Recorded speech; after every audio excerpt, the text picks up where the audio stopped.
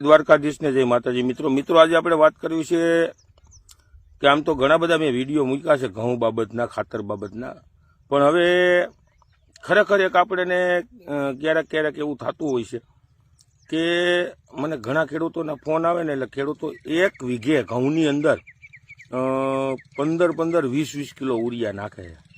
મિત્રો ખરેખર તમારા ઘઉંની અંદર તમે જે ઉરિયા ઠોકમ ઠોક્યા છો ને, ઘઉંનું તો ઉત્પાદન ઘટશે પણ તમારી જમીન પણ બગડવાની છે।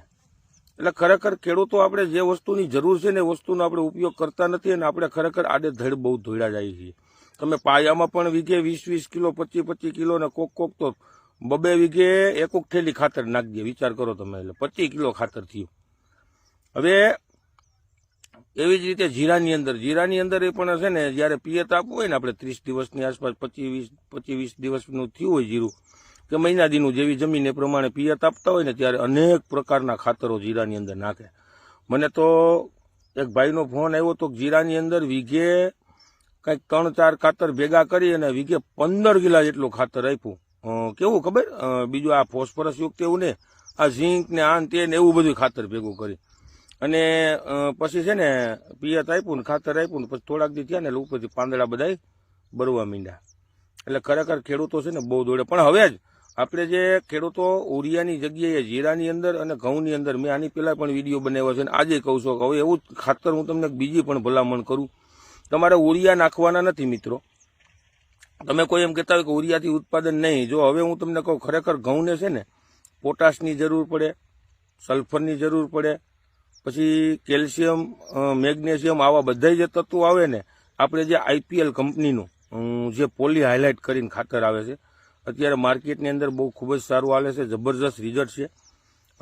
અમે ઘઉંની અંદર પાયામાં નખાવ્યા ને જબરજસ્ત પાયાની અંદર પણ જે ઘઉં છે એમાં પણ રિઝલ્ટ છે, જેની ફૂટ ને આન તેન બધું જબરજસ્ત। એવી જ રીતે જીરાની અંદર જ્યારે તમે પિયત આપો 20-25 દિવસે, ત્યારે પણ એની અંદર તમારે 8-10 કિલો, ઘઉંની પણ અંદર 8-10 કિલો, અને એ તમને કહી દઉં, સાથી ઠોકીને તમને કહું, તમારે 10 વીઘાના જીરું કે 10 વીઘાનું ઘઉં હોય ને મિત્રો, ખાલી 5 વીઘામાં અખતરો કરો।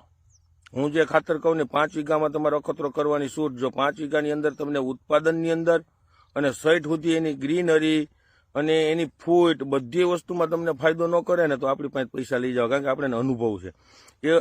કારણ કે IPL નું જે પોલી હાઇલાઇટ આવે ને મિત્રો, આમાં ફોટો પણ હું નાખો એટલે તમે જોઈ લેજો, એ ICL કંપનીનું જે પોલી સલ્ફેટ કરીને આવે, ICL કંપની ઇઝરાયલની કંપની, બહુ સારી કંપની છે, એની પાસેથી IPL લઈને ભરી અને ટૂંકમાં એનું જે ટૂંકમાં ખાતર આવે છે IPL અત્યારે પોલી હાઇલાઇટના નામથી વેચે છે।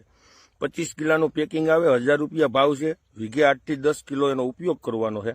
નેચરલ પ્રોડક્ટ આવે, આખી ઓર્ગેનિક પ્રોડક્ટ આવે, એને તમે એમનેમ ખાલી ઉડાડી દેવો ને પાન ઉપર ઉઠશે, ક્યાંય પણ ઉઠશે, 100% તમને એની અંદર ક્યાંય કોઈ નુકસાની નહીં થાય। એમાં જીરાની અંદર હું તમને એક વાત કરી દઉં મિત્રો, આની ભલામણ હું જીરાની અંદર વધારે કરે, એનું કારણ એક તમને કહું, એની અંદર કેલ્શિયમનો ભાગ આવે છે, જે કેલ્શિયમ સારી એવી ટકાવારી છે કેલ્શિયમની, અને કેલ્શિયમ છે ને જમીન માટે બહુ ખૂબ જ અગત્યની વસ્તુ છે।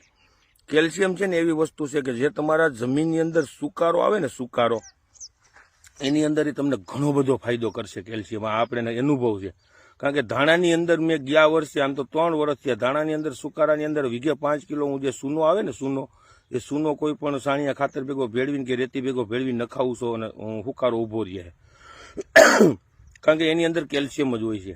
એટલે અને ખરેખર જે પોટાશની જરૂર, ઘઉંને મિત્રો ખરેખર પોટાશની જરૂર વધારે પૂરતા પ્રમાણમાં પડે। તમે ખાલી અખતરો કરો, વીઘે 10 કિલો પોલી હાઇલાઇટ નાખો,